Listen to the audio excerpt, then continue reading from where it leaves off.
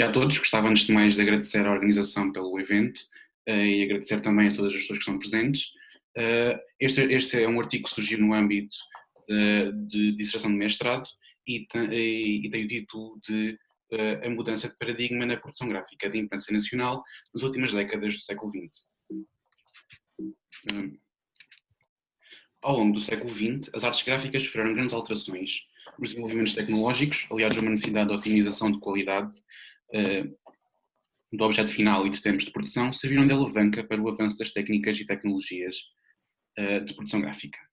Desde logo com a fotocomposição, que aliada à litografia offset, viera a dar fim à prática centenária da composição e impressão tipográfica. No entanto, a maior revolução surgiria já no último quartel do mesmo século, a desktop publishing, apresentando-se como uma das revoluções mais inovadoras a nível tecnológico, comparada à causada por Gutenberg. Este período mostra-se bastante relevante do ponto de vista historiográfico, precisamente pelo hiato identificado na história do design de comunicação, referente ao impacto das tecnologias no processo de produção gráfica. Neste sentido, coloca-se a seguinte questão: qual a importância da desktop publishing no processo de produção gráfica da imprensa escrita portuguesa? Assim sendo, foram analisados os casos de 4 jornais: Diário de Lisboa, Público, Expresso e Semanário, através da análise direta do sacrifismo, suportados pelos testemunhos de 4 agentes significantes: Luís Filipe Oliveira, Jorge Barbosa, Fernando Coelho e Mário Charola, pelo meio de entrevistas e questionário. Toda a informação recolhida foi então tratada a partir de processos sistemáticos, seguindo a metodologia de análise de conteúdos, tomando por base as tabelas criadas por Margarida Fragoso e Elizabeth Hull nas suas teses de doutoramento. A contextualização do ambiente técnico e tecnológico da imprensa escrita nacional nas últimas décadas do século passado, assim como o estudo dos seus efeitos a nível gráfico e dos fluxos de trabalho, demonstram-se essenciais para confirmar a hipótese de que o advento da desktop publishing causou mudanças significativas na produção gráfica,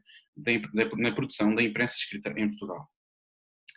As primeiras experiências para a criação tipográfica através de meios fotográficos remontam aos finais do século XIX.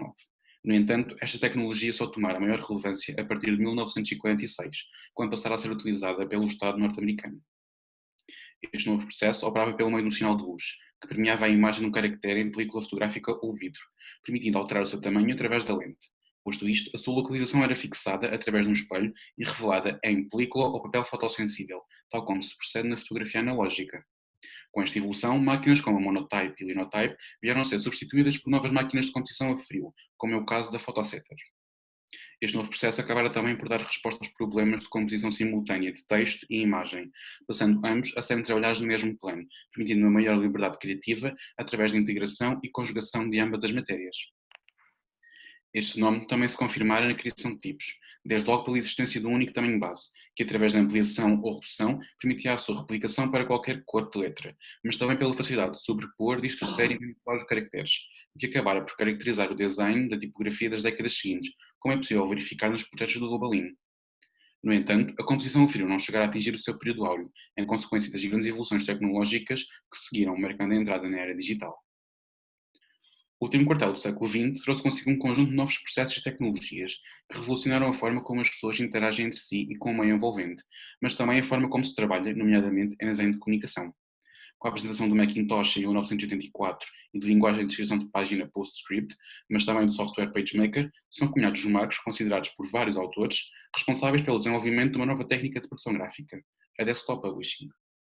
Desde logo, esta técnica difere das demais pelo seu fluxo de trabalho, deixando de lado os vários processos manuais que até então abarcavam um conjunto de tarefas concretizadas por equipas, onde cada elemento ou grupo se especializava numa parte do processo de produção, passando os vários elementos a ser realizados, os vários processos a ser realizados pelo próprio designer em frente a um computador. No entanto, apesar do Macintosh ser tomado como um dos marcos do desktop publishing, este não foi o primeiro dispositivo computacional existente, remontando aos primeiros vestígios arqueológicos a artefactos ancestrais como o uso de Xango ou o Quipu, nem o primeiro computador pessoal a ser comercializado, existindo já na década anterior dispositivos como o Altair ou o Commodore PET. Ademais, a consequente apresentação do PageMaker, em 1985, virá permitir a concepção do desenho completo de páginas no ecrã, permitindo organizar a informação na página de livre modo em tempo real. Os constantes avanços computacionais, quer a nível de hardware como de software, acabariam por permitir que logo na década seguinte o designer obtivesse resultados idênticos aos obtidos anteriormente através do processo manual no ecrã do seu computador, permitindo também explorar as potencialidades gráficas do dispositivo e do software. Em 1906 é introduzida a primeira rotativa offset em papel. Contudo, só a partir do meio do século é que este processo começaria a afinar sobre a impressão tipográfica. Assim como a impressão litográfica plana, a impressão offset também funciona através da repulsão entre água e tinta. Este sistema funciona através da utilização de um cilindro extra entre o cilindro da chapa gravada e o cilindro de impressão, coberto por caoutchouc, isto é, uma goma elástica como uma borracha. O próprio processo de gravação de chapas para impressão também se alterará ao longo dos tempos. Se o processo fotomecânico consistia na gravação pelo contacto em vácuo do fotolito sobre a superfície fotossensível da chapa e posterior exposição, com a adoção da técnica de desktop publishing, a imposição das páginas e a exposição para os fotolitos já acontecia de modo digital, através da utilização do computador, tomando este processo o nome de CTF, Computer to Film. No entanto, a possibilidade de transmitir o ficheiro num formato de imagem de descrição de página, como é o caso da PostScript, para um equipamento de saída, deve-se à utilização do Raster Image Processor. Este processo de preparação de ficheiro para o formato de saída é necessário para que o mesmo tenha a resolução correta de saída. Contudo, com o surgimento do CTP, Computer to Plate, do processo, na década de 90, a utilização de fotolitos tornou-se obsoleta, sendo substituída pela combinação entre o computador e o equipamento responsável pela gravação de chapas. Passando agora então à parte de investigação da dissertação, as últimas décadas do século XX marcaram um grande clima de transformação para a imprensa escrita nacional, desde logo pelas agitações a nível político e social, mas também pelos progressos técnicos e tecnológicos, que acabariam por afetar o processo de produção gráfica dos jornais. Através dos valiosos testemunhos foi possível contextualizar o ambiente técnico e tecnológico da imprensa escrita portuguesa aproximadamente nos últimos 30 anos do século passado, compreendendo que este cenário cambiara por completo, com o culminar do processo de produção a acontecer maioritariamente em ambiente digital, reduzindo um conjunto de etapas a um ecrã ao monitor no computador.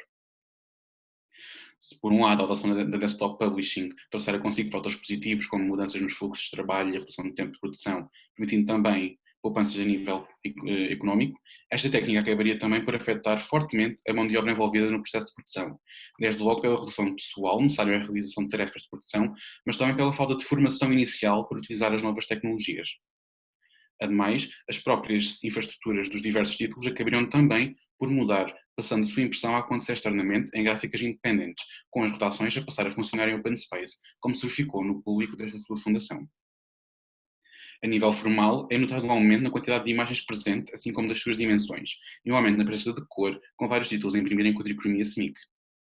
Através deste estudo foi possível compreender a relevância que as técnicas e tecnologias têm no processo de produção gráfica, uma vez que a utilização de uma determinada técnica ou tecnologia ou mais trará consigo um conjunto de condicionantes que afetarão todo o processo de produção gráfica, assim como o resultado obtido. Com o contextualizar do ambiente técnico e tecnológico da imprensa escrita nacional nas últimas décadas do século XX, foi possível compreender uma grande mudança de cenários ao nível do panorama de produção gráfica. Através do estudo da relevância de técnicas e tecnologias no processo de produção gráfica da imprensa, tanto ao nível do processo de trabalho como das diferenças formais nos jornais, foi possível identificar um conjunto de fatores, tais como mudanças nos fluxos de trabalho e a redução de tempo de produção e de mão de obra, assim como a falta de formação inicial, mas também alterações a nível formal, com destaque para a utilização generalizada de cor e imagens e uma complexa utilização do espaço, demonstrando o impacto da desktop publishing na produção da imprensa escrita nacional. Com a realização da dissertação, foi possível dar resposta às diversas questões colocadas inicialmente, entre as quais, qual a importância da desktop publishing no processo de produção gráfica da imprensa escrita portuguesa. Entendendo que esta técnica se revela essencial para a produção gráfica do jornal atualmente, pela poupança de tempo e dinheiro proporcionada, comparativamente a outras técnicas, mas que também pelo período em que surgiu, por permitir aos jornais melhorias a nível formal, medidas cruciais numa altura em que a comunicação do país passava a ser dominada pelos novos média. Por último, através da realização da historiografia proposta e da recolha e análise de todo o conteúdo presente em dissertação, é possível afirmar que foi demonstrado o impacto da desktop publishing nos processos de produção gráfica da imprensa escrita nacional, mas também a importância das tecnologias nos processos de produção gráfica no design de comunicação, sendo cumpridos os objetivos propostos para desenvolver desta investigação, assim como da sua hipótese. Obrigado. Ok. Muito obrigado, Rui Medronho, pelo seu contributo, é um tema que a todos nós desperta muita atenção e nos últimos tempos tem tido grande relevo, nomeadamente pelo que todos nós soubemos da falsificação de cópias de jornais que andaram a transitar na internet durante o Covid. Eu tenho uma questão para lhe colocar, que é a seguinte: hoje em dia nós presenciamos tempos de produção muito, muito curtos. o que resulta no facto de muitas vezes nós compramos um jornal e ele vir com imensos erros, imensas faltas de informação. Qual é a sua perspectiva de como pode ser atingido um equilíbrio entre o desktop publishing e estes tempos de aceleração constante em que vivemos e da necessidade urgente de produzir informação? Qual é a sua perspectiva? Essa questão da informação foi algo que surgiu um bocado também, no sentido também da sua questão anterior, da questão que colocou na apresentação anterior, e foi algo que também foi discutido quando tive várias entrevistas, e o que se percebeu, de certo modo, e que eu consigo concluir, é que esta questão de os jornais terem que responder sempre à informação diária, de certo modo, no caso dos jornais diários, e terem constantemente de estar a publicar informação que hoje em dia facilmente se pode ver através de redes sociais ou dos meios digitais, como a televisão, eu consegui perceber que acho que creio que a resposta não tem a ver com tentar corresponder aos tempos necessários para essa informação, mas sim adaptar o tipo de conteúdo que é publicado nos jornais atualmente. Porque creio que hoje em dia, se nós queremos ter algum tipo de informação rápida sobre algum acontecimento, essa informação rapidamente nos chega às mãos, ou nós conseguimos, através da internet ou da televisão, ter acesso à mesma. No entanto, os jornais hoje em dia, e já se começa a notar um pouco no caso do Expresso, que é um semanário, que continua a manter de certo modo, a sua leitura e os seus subscritores,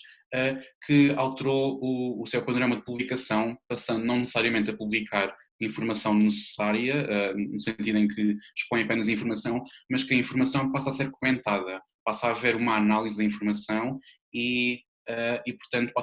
o jornal passa, de certo modo, a ser mais um espaço de crítica e não apenas um espaço de divulgação de informação, que eu acho que creio que é a resposta necessária neste momento para a sobrevivência dos jornais, uma vez que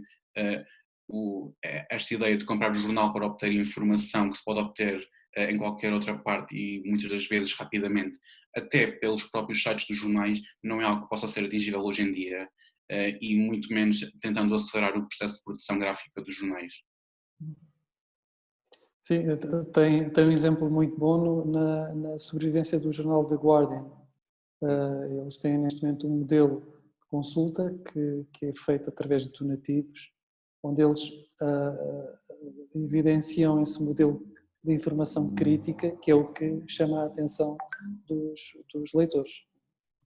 Muito obrigado. Mais alguma questão?